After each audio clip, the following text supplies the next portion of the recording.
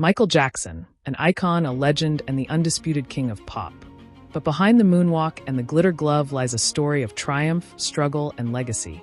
Today, we'll take you through the remarkable phases of Michael Jackson's life, from his rise as a child prodigy to his lasting impact on music and culture. But first, subscribe to our channel to watch more interesting videos.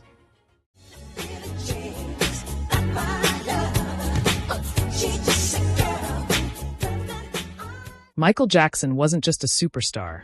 He was a cosmic phenomenon who ruled the music industry for 4 decades. No matter from where you are in this planet, you have heard the name of Michael Jackson. This is the story of how a normal boy became a global super-famous legend who is still remembered every day by millions of his fans after 15 years of his death.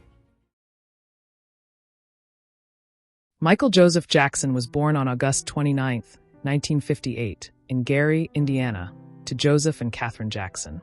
Growing up in a modest home, the 7th of 9 children, Michael's natural talent for music emerged early. He was just 5 years old when his father discovered his singing abilities. Joe Jackson, a former steel mill worker, recognized the potential in his children and formed a family band, the Jackson 5, which later evolved into the Jacksons. Michael, with his extraordinary voice and stage presence, quickly became the lead singer despite being the youngest member.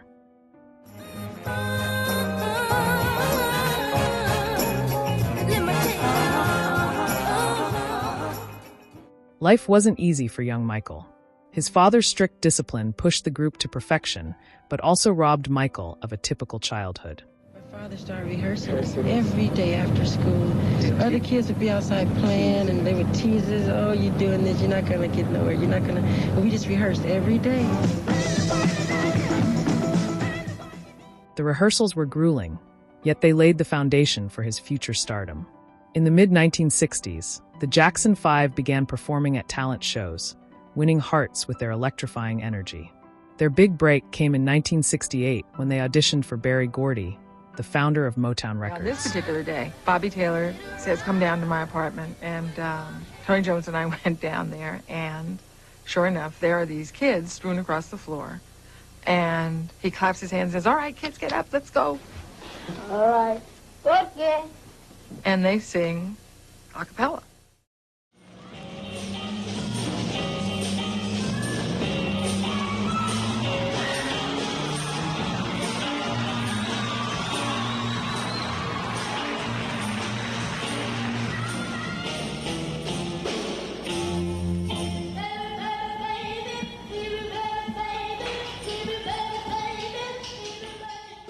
The Jackson 5's debut single, "I Want You Back," shot to number 1 on the Billboard Hot 100 in 1969. This was followed by other chart toppers like ABC, The Love You Save, and I'll Be There. Michael's youthful exuberance, soulful voice, and charm made him the centerpiece of the group. The Jackson 5 became a phenomenon. They weren't just a musical group, they were cultural icons. Young Michael's ability to connect with audiences, both young and old, set him apart as more than just a member of the band. By the early 1970s, Michael began to explore his solo potential. Hits like Got to Be There and Ben showcased his emotional depth and versatility as a performer. While still a part of the Jackson 5, it was clear Michael was destined for even greater success. By the mid-1970s, the Jackson 5 ended their partnership with Motown Records due to creative differences. Frustrated by the group's lack of creative control, the Jacksons signed with Epic Records, a move that allowed them more artistic freedom. Rebranding themselves as the Jacksons, the group began writing and producing their own songs, a departure from their earlier work at Motown. This newfound freedom showcased Michael's growing talent as a songwriter and producer. He took the lead in crafting hits like Blame It on the Boogie, Shake Your Body, Down to the Ground, and Can You Feel It, which highlighted his innovative style and cemented the group's continued success in the late 1970s. However, while Michael remained an integral part of the Jacksons, he increasingly felt the pull of a solo career. In 1978, Michael expanded his creative horizons by starring as the Scarecrow in The Wiz, a modern adaptation of The Wizard of Oz. Although the film was not a box office success, it was a pivotal moment in Michael's career. During the production, he met Quincy Jones, the film's musical director. This meeting marked the beginning of a partnership that would redefine pop music. Determined to establish himself as a solo artist, Michael began working with Quincy Jones on his first major solo album. Released in 1979, Off the Wall was a groundbreaking blend of pop, R&B, funk, and disco. With chart-topping hits like Don't Stop Till You Get Enough and Rock With You, the album was both a critical and commercial triumph. It sold over 20 million copies worldwide and earned Michael his first Grammy Award for Best Male R&B Vocal Performance. Off the Wall was a game-changer. It broke down racial barriers in music, with Michael becoming one of the first Black artists to achieve mainstream success in the pop genre. Critics praised the album's innovation, and its infectious rhythms and emotional depth captivated audiences globally. Despite the album's immense success, Michael was not entirely satisfied. He believed it had not received the recognition it truly deserved, particularly from the Grammy Awards. This sense of underappreciation ignited a fire within him to create something even more monumental. During this period, Michael also began to refine his image and persona. His style, from his glittering outfits to his iconic single white glove, became synonymous with his brand. He pushed the boundaries of performance art, infusing his live shows with electrifying dance moves and theatrical elements that set him apart from other artists of the time. As the 1980s approached, Michael's ambitions grew. He wanted to transcend music and become a cultural icon. With Quincy Jones by his side, Michael began conceptualizing his next project, one that would not only change the trajectory of his career, but also leave an indelible mark on the history of music. This phase of Michael's life was marked by transformation. He moved from being a talented member of a family band to a solo artist with a vision that was uniquely his own. Off the Wall was just the beginning, laying the groundwork for what would come next. An era of unparalleled innovation and success that would cement his status as the king of pop. The 1980s were a defining decade for Michael Jackson, as he truly ascended to global superstardom. This phase marked his transformation into the king of pop, a title that was not only a reflection of his music, but also his influence on popular culture as a whole. Michael's third studio album, Thriller, 1982, became not just a success, but a worldwide phenomenon. It remains the best-selling album of all time, with over 66 million copies sold globally. The album was a perfect synthesis of Michael's diverse talents, fusing pop, rock, R&B, and funk in a way that had never been done before. Songs like Billie Jean, Beat It,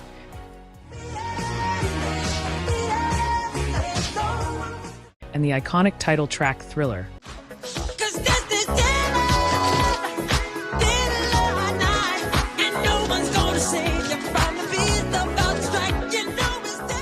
showcased Michael's ability to merge genre-defying sounds with cutting-edge production, creating an album that appealed to a broad audience while also pushing boundaries in music and visual storytelling. Billie Jean, in particular, introduced one of the most significant moments in Michael's career, the moonwalk.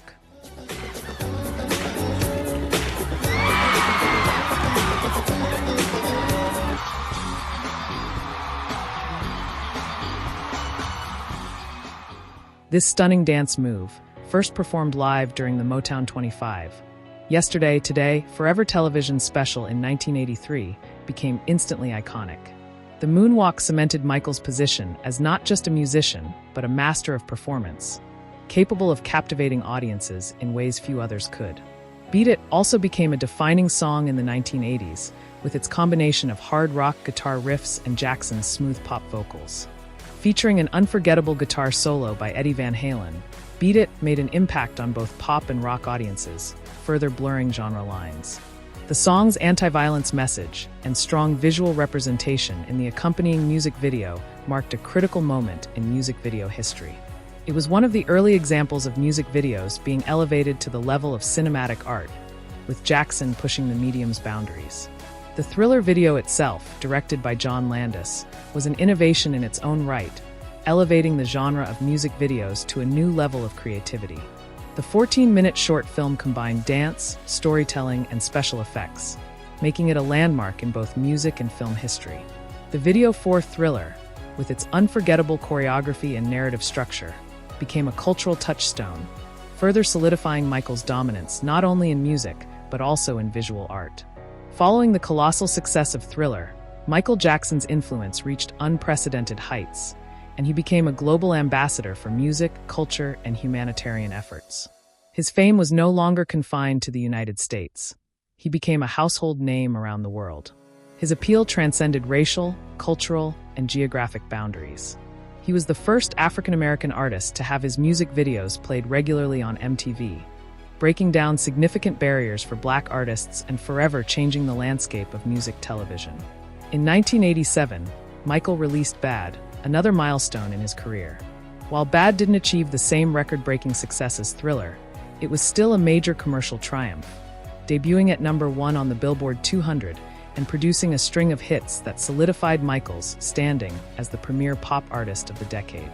Songs like Bad, The Way You Make Me Feel, Man in the Mirror, and Smooth Criminal showcased Michael's continued ability to evolve musically. Bad in particular marked a shift in his image, as he took a more assertive approach to both his music and his public persona, embracing a more muscular, confident image that contrasted with the boyish charm of his earlier years. The Bad music video, directed by Spike Lee, was another groundbreaking moment in Michael's career. It featured a choreographed street dance battle and further cemented his position as a pop culture icon.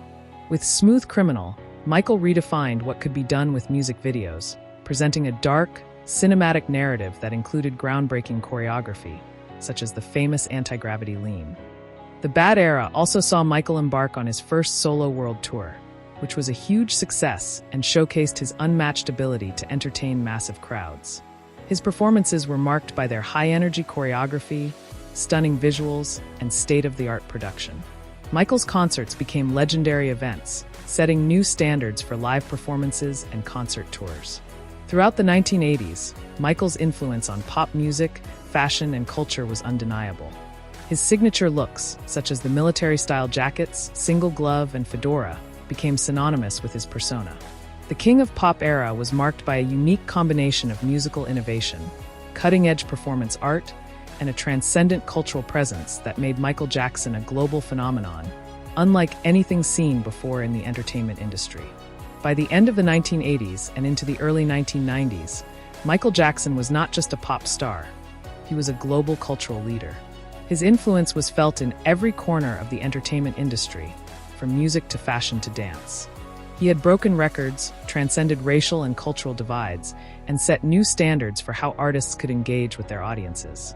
Michael Jackson's impact on the world during the King of Pop era was immeasurable, and his legacy as one of the most influential artists in history was already solidified. The 1990s marked a more complex and multifaceted phase in Michael Jackson's life and career. While his artistry continued to evolve and his influence grew, this decade also brought significant personal and professional challenges, which would eventually lead to a period of heightened media scrutiny and personal turmoil. Despite these obstacles, Michael's humanitarian efforts during this time further solidified his status as a global icon who sought to use his fame for the greater good. In 1991, Michael released Dangerous, an album that continued his musical evolution. Dangerous was a departure from the pop-soul blend of Thriller and Bad, incorporating a new, more urban sound that blended R&B, new jack swing, and elements of hip-hop. The album's production, spearheaded by Teddy Riley, marked a shift in Michael's style, embracing a more contemporary and socially conscious vibe. Songs like Black or White, Remember the Time, and In the Closet became major hits, showcasing Michael's continued ability to innovate and produce chart-topping tracks. Black or White was particularly notable, both for its musical appeal and its message.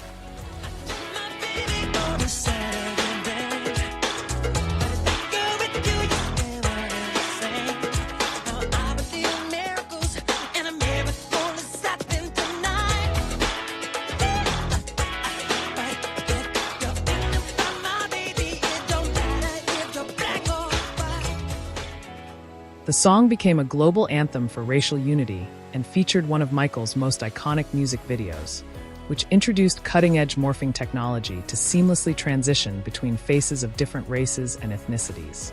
The video was a powerful statement on racial harmony, reflecting Michael's lifelong commitment to erasing racial boundaries and promoting equality.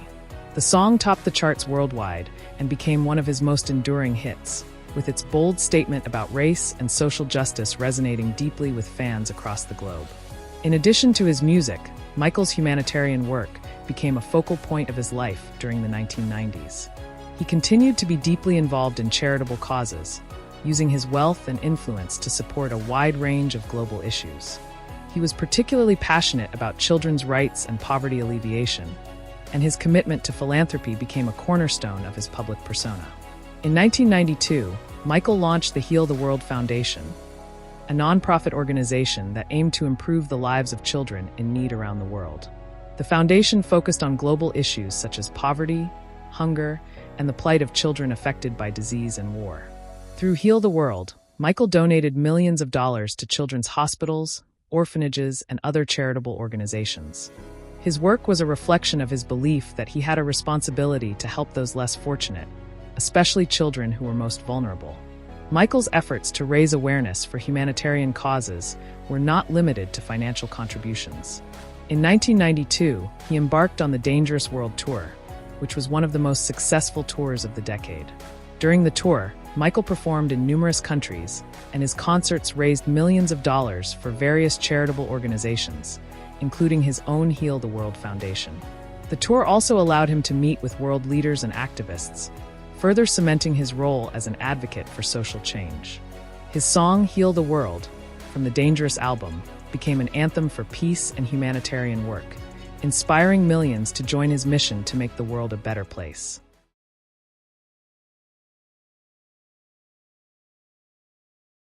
Despite his continued success as an artist and philanthropist, the 1990s also brought Michael Jackson a great deal of personal and professional turmoil.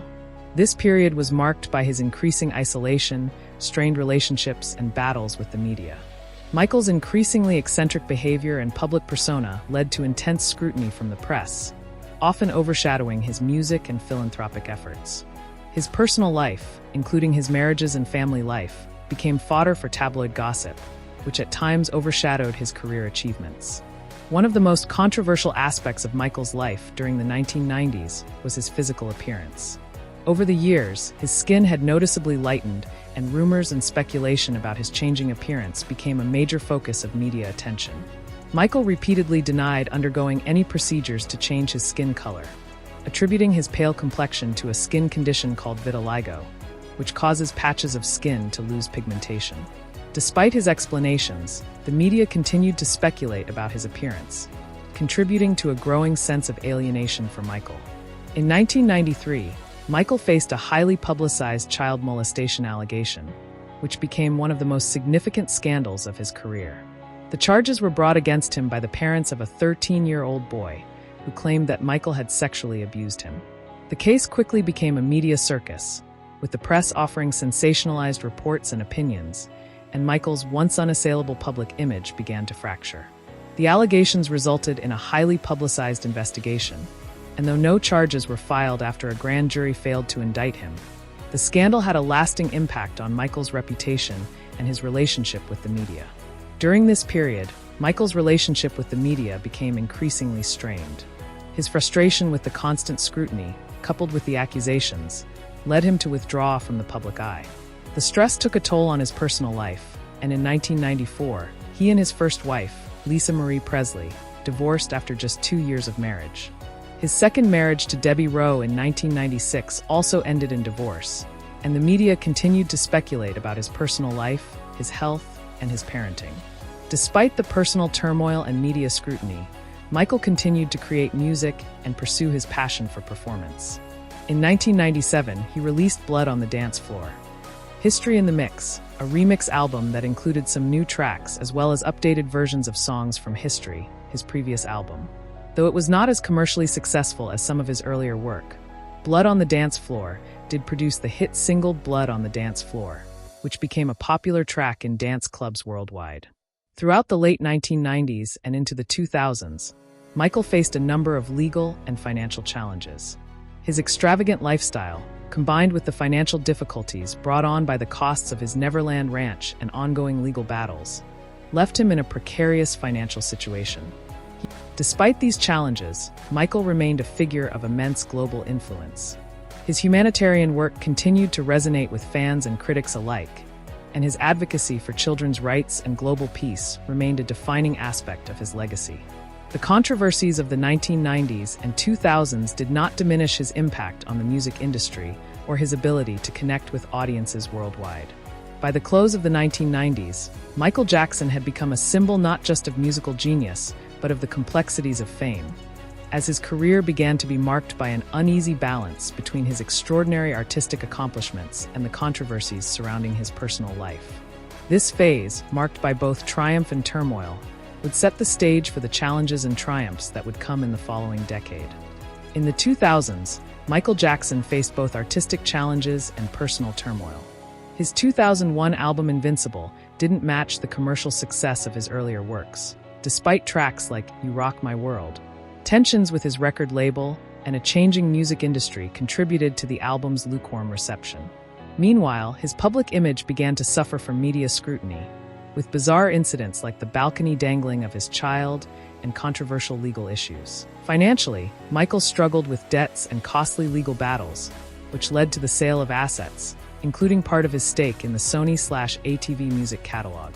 Despite these challenges, in 2009, Michael announced his comeback with the last tour of his career, the This Is It tour. His rehearsals were widely praised, but little did anyone know that in the weeks before the tour's beginning, the legend Michael Jackson would leave the world. Michael Jackson, 50 years old, the king of pop, has died. A very, very sad moment. One of our other big stories, the king of pop has died. Michael Jackson, the pop music and dance innovator, passed away yesterday. His death shocked the world. The Google server was crashed, marking the end of a legendary era. After his death, Michael Jackson's influence only grew. His music catalog saw renewed popularity, and posthumous albums like Michael, 2010, showed that his artistry still resonated with fans. His groundbreaking contributions to music, dance, and fashion continue to inspire artists today. His signature moves, such as the moonwalk, remain iconic, and his music videos, including Thriller, remain cultural touchstones. Michael's philanthropic work, including his Heal the World Foundation, continues to be an integral part of his legacy. His advocacy for racial harmony, children's rights, and global peace left an enduring impact, with the Michael Jackson estate ensuring his charitable contributions live on. In death, Michael Jackson is remembered as not only the king of pop, but also a cultural pioneer whose artistry and humanitarian efforts will forever define his legacy. His influence on music, entertainment, and social causes continues to inspire generations. If you enjoyed the video, hit like and subscribe for more videos on history, mystery, and more interesting topics. Thanks for watching.